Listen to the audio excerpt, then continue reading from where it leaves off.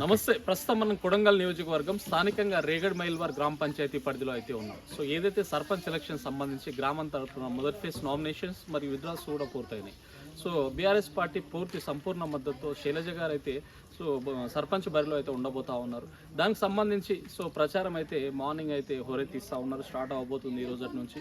మరి స్థానికంగా రేగడ్ మైల్వార్లో గత 10 ఏళ్ల నుంచి బీఆర్ఎస్ ప్రభుత్వం చేసిన అభివృద్ధి కార్యక్రమాల రేపు గెలిచిన తర్వాత గ్రామానికి ఏమేమి చేయాలనుకుంటున్నారు, ఏంటిది, గ్రామంలో ఎటువంటి సమస్యలు ఉన్నాయి, ఏంటిది అని చెప్పేసి మనతో మాట్లాడడానికి బీఆర్ఎస్ పార్టీ సీనియర్ నాయకులు జగదీశ్వర్ గారు, గోవింద్ గారు అయితే ఉన్నారు. వారి మాటల్లోనే రేపు వారికి ప్రజలు ఎందుకు ఓటేయాలి, ఏం చూసి వేయాలి, రేపు గెలిచిన తర్వాత గ్రామానికి అసలు ఏం చేయాలనుకుంటున్నారు, ఎటువంటి సమస్యలు ఉన్నాయి, వీటన్నిటిపైన ముఖ్యంగా జనాల్లో ఇంటింటి ప్రచారంలో ఏ విధంగా ముందరికి వెళ్తా ఉన్నారని ప్రతి విషయం పైన వారితో చర్చించే ప్రయత్నం అయితే చేద్దాం. నమస్తే అన్న. నమస్తే సార్. ఎట్లా పొద్దుగా స్టార్ట్ చేసినట్టున్నారు? గ్రామ పంచాయతీ ఎన్నికలు వచ్చినాయి కదా, దాని గురించి మేము ఈరోజే మొదలు పెట్టారు. ఈరోజు మంచి దినం అని శుభముహూర్తంగా మొదలు పెట్టినాం. గుడి దగ్గర టెంకాయ దేవుని ఆశీస్సులతోటి స్టార్ట్ చేసినాం.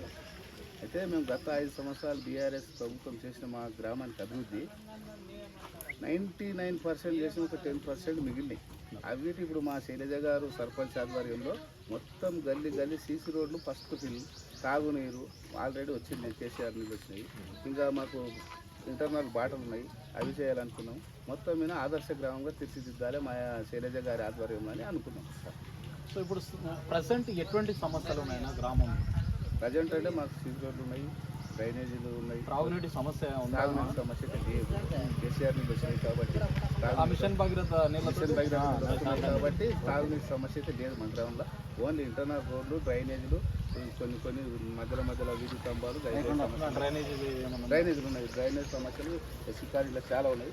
అవి అయితే మేము సంపూర్ణంగా కంప్లీట్ చేయాలంటే ప్రజలకు హామీ ఇచ్చినాం. ప్రజలు మాయంబడి ఉన్నారు కాబట్టి ఆ కేసీఆర్ ఆధ్వర్యంలో, నరేంద్ర రెడ్డి గారి ఆధ్వర్యంలో ఆశీస్సులతో మేము మంచిగా విజయం చేస్తామని ఆశిస్తున్నాం.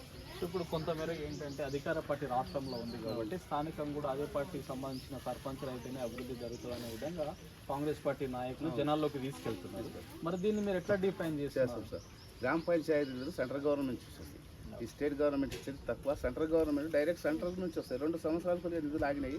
ఆ నిధులు మా గ్రామానికి, మాది పెద్ద గ్రామము, నుంచి 1800 పాపులేషన్ ఉంటుంది, 3000 పాపులేషన్ ఉంటుంది, 1800 ఓటర్లు ఉంటుంది. ఆ గ్రామ పంచాయతీ సెంట్రల్ గవర్నమెంట్ వచ్చే నిధులే మా గ్రామానికి మంచి డెవలప్ అవుతుందని మేము ఆశిస్తున్నాం.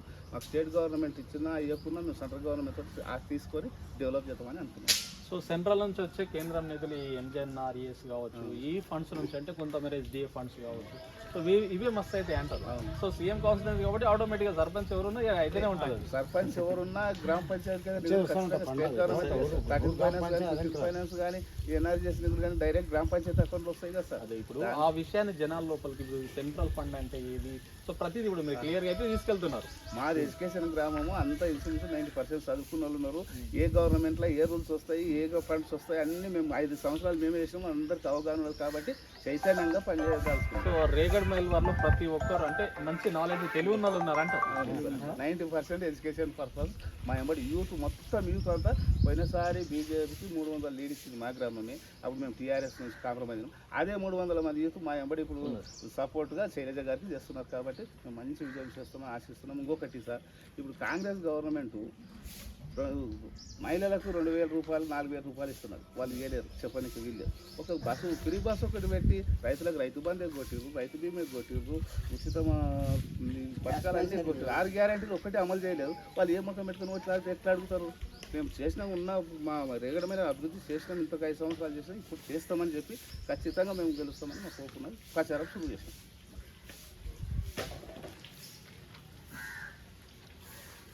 ఎట్లా ప్రచారం ఏ విధంగా మొదలు కాబోతా ఉంది? సింబల్ ఏమొచ్చింది, దాన్ని ఏ విధంగా తీసుకెళ్తున్నారు జనాల లోపలికి? ప్రచారము నిన్న ఘట్టం అనేది ముగిసింది. ఈరోజు నుంచి మన క్యాన్సింగ్ ఘట్టం అనేది మొదలుపెట్టినారు. ఇక్కడ దేవుడు టెంపుల్ దగ్గర పూజ కార్యం నిర్వహించి మన గ్రామంలో వీధులకుండా బాడీ తరఫున మన మెంబర్సు, ఇక్కడ ఉన్నటువంటి నాయకులు, మా శైలజ గారు, మా అభ్యర్థి సర్పంచ్ అభ్యర్థిగా ఇక్కడ కత్తెర గుర్తు వచ్చింది కాబట్టి ప్రచారం ముందుకు తీసుకెళ్ళి ప్రజలకు అవగాహన కల్పించి ఇంకా ముందుకు తీసుకెళ్ళి అభివృద్ధి చేయాలని మాకు సంకల్పంతో కంకణం కట్టుకొని ముందుకు వెళ్తున్నాం. గతంలో కూడా నేను రెండు టర్ములో ఎంపీటీసీగా చేశాను. 2001 కూడా టీడీపీలో ఉన్నప్పుడు కూడా అప్పుడు ఎంపీటీగా చేశాను. మొన్న మొన్న మొన్న కూడా ఎంపీటీసీ పదవి అయిపోయింది. మన టీఆర్ఎస్ ప్రభుత్వం ఉన్నప్పుడు మన నరేందర్ సార్ గారు మనకు ఎమ్మెల్యేగా ఉన్నాడు. మన గ్రామానికి ఏ నిధులు బేకైతే సమకూర్చిండు. ఇక్కడ తాండాలకు మా కాంప్లీట్గా తాండాలు ఉంటాయి. 10 తాండాలకు కూడా బీటీ రోడ్ కూడా శాంక్షన్ చేయించినాము. చేసిన రోడ్ కూడా మా ఆధ్వర్యంలో అయిపోయింది. ఇర్కబాయ్ తాండా రోడ్డు, పాపన్ చెప్ తాండా రోడ్డు, దీపా నాయక్ తాండా రోడ్డు, బీటీ రోడ్ కూడా మా నరేందర్ సార్ కూడా ప్రపోజల్ చేసినందుకే మొన్న ఈ ప్రభుత్వం వాళ్ళు చేసింది మేమే.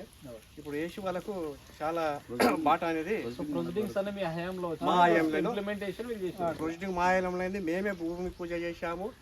అందులోనే ఎలక్షన్ కోడ్ పడడం వలన ప్రభుత్వం అనేది రాలేదు. కాబట్టి వాళ్ళు ఈరోజు చేసింది అయితే మేమే. మాదే ఉంటుంది గుర్తింపులా ప్రజల గుండెల్లో మేమే ఉంటాము.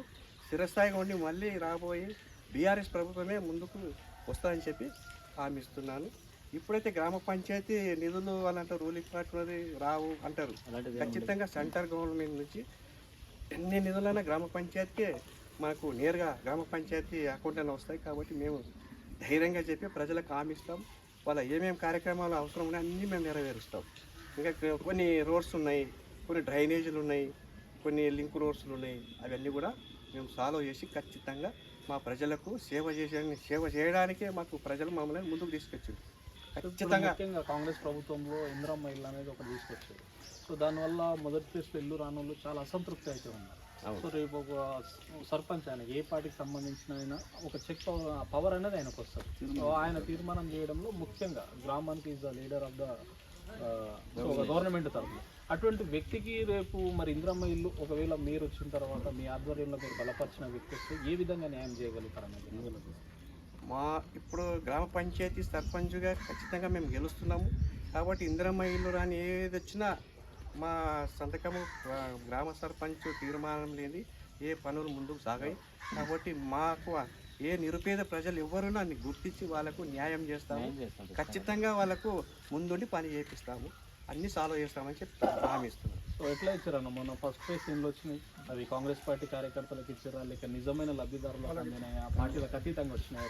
అవి మొన్న ఫస్ట్ ఫేజ్లో వచ్చిన ఇల్లు నిజమైన లబ్ధిదారులు కాదు, వాళ్ళ కార్యకర్తలకు మాత్రమే ఇవ్వడం జరిగింది. నిజమైన లబ్ధిదారులకు అసలు లేని లేవు. ఇక్కడ బొప్పల వాళ్ళ కుటుంబాలలో గుడిసెల్లో ఉన్నారు, కొంతమంది చాలా ఇబ్బందిగా ఉన్నారు. కాబట్టి మాకు అవకాశం ఆల్రెడీ ప్రజలు ఇస్తున్నారు. ఇచ్చిన తర్వాత మేము అటువంటి వాళ్ళని గుర్తించి మేము ఖచ్చితంగా వాళ్ళకు హామీ ఇస్తాం. సో మీరు వచ్చిన తర్వాత ఇప్పుడు వాళ్ళు ఉన్నారు కాబట్టి వాళ్ళ వ్యక్తులకు ఇస్తున్నారు. రేపు మీరు వచ్చిన తర్వాత ఇస్తారా లేక నిజంగా ఎవరున్నారో గ్రామ పంచాయతీలో ఒక సభ పెట్టి దాని ఒక తీర్మానం చేసి ఒక సిస్టమ్ ఫాలో అయ్యి ఇవ్వగలుగుతారా? నిజమైన నిరుపేదలకు ఊళ్ళ గ్రామంలో డప్పు సాటింపు చేసి గ్రామ ప్రజల ఆధ్వర్యంలోనే వాళ్ళ తీర్మానం మేరకే మేము గుర్తించి వాళ్ళకి నిజమైన పేదవాళ్ళకే మేము ఖచ్చితంగా చేస్తాం. డిసెంబర్ 11వ తారీఖు రోజు అయితే మన గ్రామంలో సో రేగడ్ మైల్ వాళ్ళు ఓటింగ్ అయితే ఉండబోతున్నాం. దానికి సంబంధించి మన ఛానల్ తరఫున గ్రామస్తులకు ఏం చెప్పదలుచుకున్నాం? డిసెంబర్ 11 రోజు ఎలక్షన్ అయితే ఖచ్చితంగా మేమైతే విన్ అవుతున్నాము.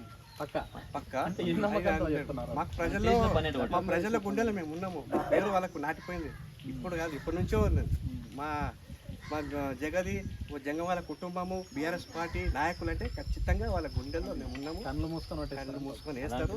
వాళ్ళు ఎన్ని జిమ్మిక్కులు చేసినా ఓటు మాత్రం మాకే వేస్తారు, గుర్తింపు మాకే వస్తుంది. ఖచ్చితంగా మేము విజయం సాధిస్తాం. మీ పైన వాళ్ళకున్న నమ్మకం, వాళ్ళ పైన ఖచ్చితంగా మేము 10కి 10 నెంబర్లు ఏకదాటిగా కొట్టుకుంటాం. ఖచ్చితంగా లీడ్తో మేము గెలుస్తున్నాం. సర్పంచ్ మనదే, డిప్యూటీ ఏకగ్రీవంగానే ఎలక్షన్తో కొట్లాడుతున్నాం. ఏకగ్రీవంగానే ఓటుతో ఏకగ్రీవంగా మేము బరాబర్ గెలుస్తాం.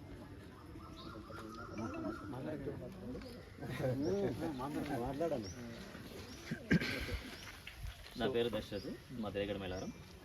మేము బీఆర్ఎస్ తరఫున మా ఊళ్ళో గత 5 సంవత్సరాలు ఎంత అభివృద్ధి చేసాం అనేది ప్రతి ఒక్క ప్రజలు తెలుసు. కాబట్టి ఇప్పుడు కూడా అంటే అభివృద్ధి చేసే వాళ్ళు ఉంటేనే బాగుంటుందని, అదే కొంచెం వీళ్ళ అపోహల వల్ల కొంతమంది మా ఇంట తిరగకపోయినా ఇంటర్నల్గా వాళ్ళ గుండెల్లో మేమే స్థిరస్థాయిగా ఉంటాం. కాబట్టి ఖచ్చితంగా వాళ్ళ నమ్మకాన్ని మేము ఒమ్ము చేయకుండా వాళ్ళ ఖచ్చితమైనటువంటి డ్రైనేజెస్ యాక్చువల్గా మా ఊర్లో అండర్ డ్రైనేజ్ చేయలేదు మేము.